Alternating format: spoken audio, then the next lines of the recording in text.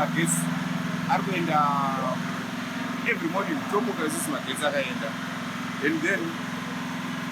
tozoenda kunorara isisi magetsi asati auya. Isusu tiri mubusiness recatering and food industry munoziva zvinhu zvacho zvinenge zvakadhakwa because tinenge tine nyama dziri mafiri, tinenge tine zvinhu zvatinenge tichida kuti tione mashopu mukati. Saka we cannot do that. Titozopinda expense yekutenga huku, yekutenga huni, sei, yekutenga diesel rekuisa mumagenerator. Saka you find things like that since zviri kutoaffect your business rekuzhinji zvisina kumbara zvakanaka nenyaya yemagetsi kutaura nezvo. Ai mari ndaikana munhu wangu ichokwadi sofa veMbare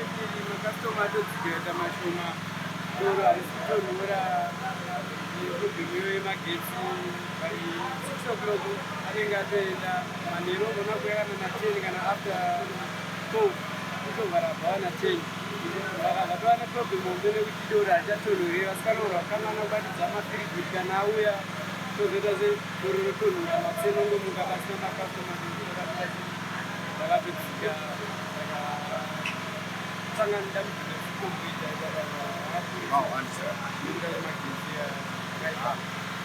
mari kuchapa mudhongoi nyaya yemagetsi yatishungurudza. Magetsi kana 5 tozongotanga basa but kushandisa magenerator, saka handikupinda bhizi panyaya yematenga diesel nyama at least nemakodhumo negenerator humo inobatsirawo, saka ndo ratinenge tichishanda naro but handikupinda bhizi. Nyama yatinora ukadwadza mafiri dzinora, saka hapakaipa.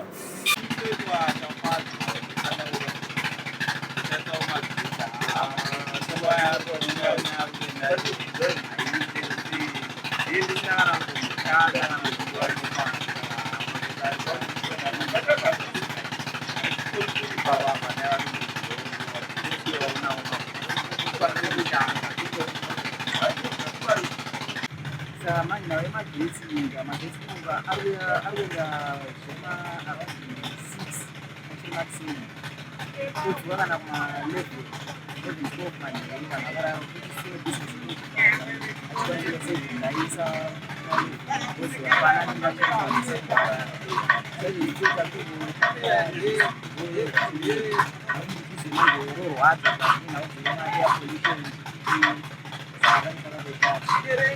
magetsi ari kutengeswa zvakanyanyisa nekuti nguva dzaari kuuya pamwe usiku wanhasi ari kundawa naafutoni totomboti zviri nani pakuti azoendawo na8 dzimwe nguva tinotusvika pasina iro bhateri rangu ramungoona rane iro ripapa here ndakaisa pamagetsi manheru ramuka rine 1 band apo vanhu handimoona vari kubuda tokuda kwavari kuita kwangari kushandisa mafoni atova zvakani ndo zvinotoita kuti ndirarame izvo zvekuchaja mafoni nekugera izvo zvigero zviri kwezvo but munhu akauya ndikukwanisa kumugera kuti muti watina mushoma wedheri anora zvaikuda kunaya kuita sei asi magetsi nechidi zviri chishari saka asi kuzoti chikonzero chii chekuita kuti magetsi pamwe ndinoziva hapana uya improvising togotsvaga huni dzakawanda, totsvaga gasi rakawanda, then totsvaga ice futi kumarefreshments atinenge takaisa saka titobuda mari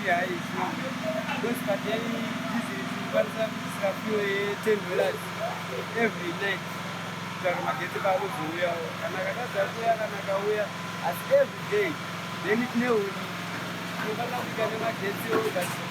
kushandisa moto, saka huni patikosa expense $12 every day sauni Magetsi ndopaanotokuchengeta chani,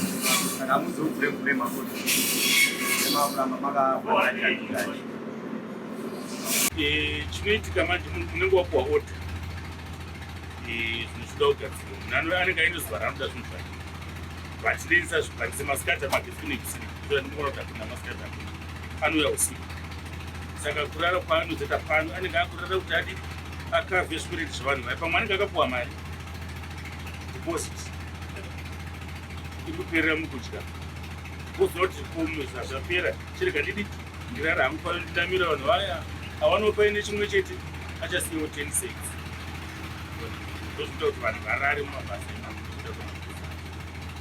isusu maisonge echigaro hatikwanisi kuita izvo because isusu uri bhizinesi redu roshanda nevanhu kuti kumalevheni katarisa kumalevheni vanhu vazhinji vanenge vakarara saka hapana anenge aripo kuti tingaone kutodhaisira saisuwe titongoshanda kana turi nezuva vanhu vachiri kufamba chadha kumafoni iyo zvindomboti zviri nani kuti zuva ranhasi haro nedhatu yangu nyaya kuti kana kusina uye ndogona kuwana $10 $15